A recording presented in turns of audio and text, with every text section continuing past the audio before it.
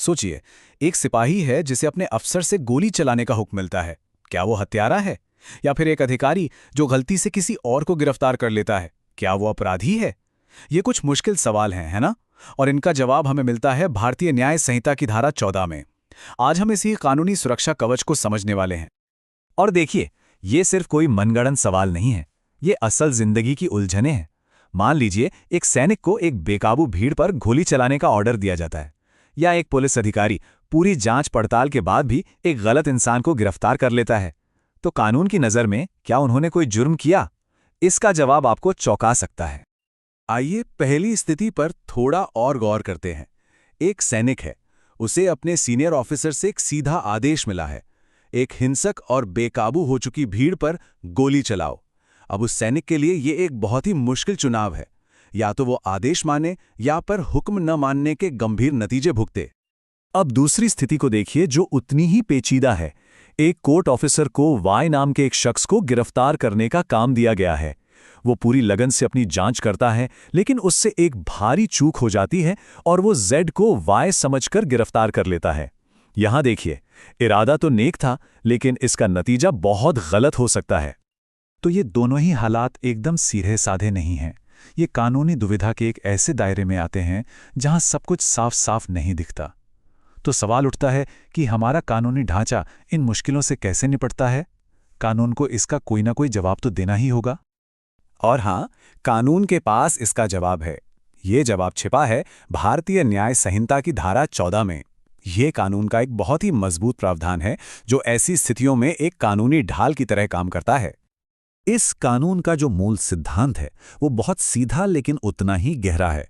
ये कहता है, कोई भी काम अपराध नहीं है अगर उसे करने वाला व्यक्ति कानूनन ऐसा करने के लिए मजबूर है।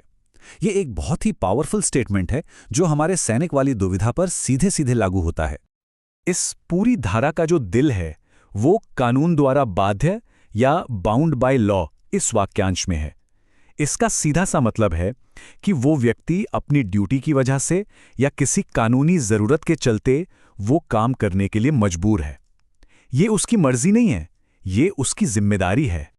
तो चलिए वापस उस सैनिक के पास चलते हैं। वो एक कानूनी हुक्म मान रहा था। आइए देखते हैं कि धारा 14 असल में उसकी रक्षा करती कैसे है। देखिए, सैनिक के काम को एक वैध कानूनी प्रक्रिया के हिस्से के तौर पर देखा जाता है।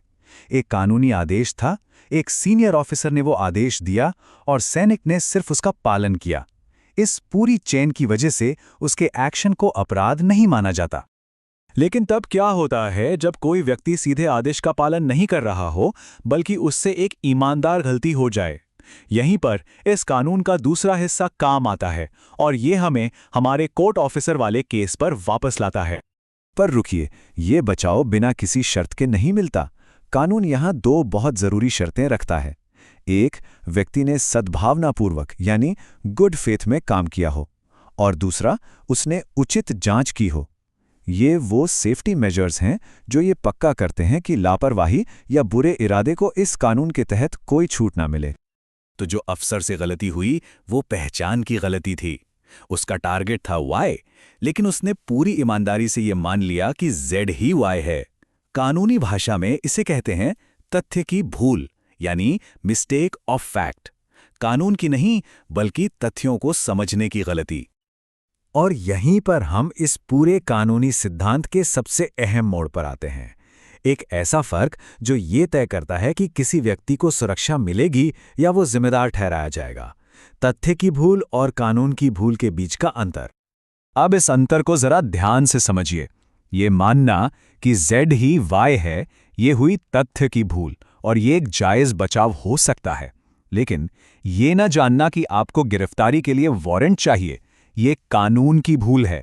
और कानून में एक पुरानी कहावत है, ignorance of law is no excuse, यानी कानून की जानकारी ना होना कोई बहाना नहीं है। बस यही धारा 14 का पूरा सार है। तो आखिर हमें इस कानूनी बचाव की जरूरत ही क्यों है? समाज के लिए इसकी क्या अहमियत है? चलिए अब इस कानून के पीछे के बड़े मकसद को समझते हैं। तो कुल मिलाकर धारा 14 कई जरूरी मकसदों को पूरा करती है। ये उन सरकारी कर्मचारियों की रक्षा करती है जो ईमानदारी से अपना काम कर रहे हैं। ये उन्हें अपनी ड्यूटी निभाने के लिए जरूरी होने पर कड़े फैसले लेने की हिम्मत देती है। यह इस बात को मानती है कि मुश्किल हालात में इंसानों से ईमानदार गलतियां हो सकती हैं, और आखिर में यह सुनिश्चित करती है कि हमारी न्याय प्रणाली ठीक से काम कर सके। और अंत में ये पूरी चर्चा हमें एक बहुत बड़े सवाल पर लाकर छोड़ देती है। कोई भी समाज अपने लोक सेवकों के कर्तव्य और उनकी निजी जवाबदेही के बीच सही संतुलन कैसे बना सकता है? ये एक ऐसा सवाल है जिस पर हम सभी को सोचने की जरूरत है।